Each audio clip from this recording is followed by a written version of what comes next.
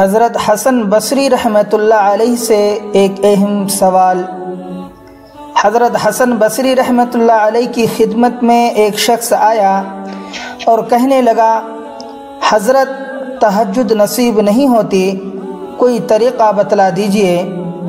حضرت نے فرمایا، اے دوست، تو اپنے دن کے اعمال کو سنوار لے، اللہ رب العزت رات کے اعمال کی توفیق عطا فرمائیں گے۔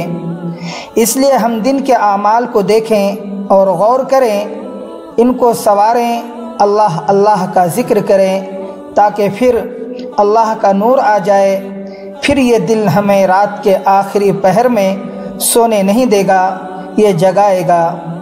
اللہ والوں کو تو رات میں وہ مزہ آتا ہے جو ان کو دن کی گھڑیوں میں نہیں آتا۔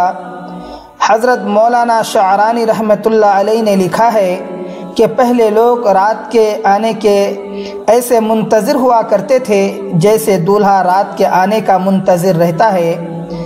ہمارے مشائخ نے فرمایا، جو دم غافل وہ دم کافر، جو سانس بھی غفلت میں گزر گیا یوں سمجھو کہ وہ سانس کفر میں گزر گیا۔ حضرت مجذوب رحمۃ اللہ علیہ ایک مرتبہ کہیں جا رہے تھے، کوئی واقف ملا اور پوچھا کہ حضرت کیا حال ہے؟ فرمایا، ٹینشن ہو گئی ہے۔ کیا بات ہے؟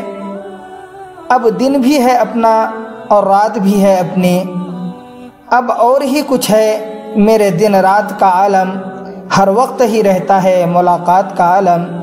دعا کریں کہ اللہ تعالیٰ ایسی کیفیت ہمیں بھی عطا فرمائے، آمین۔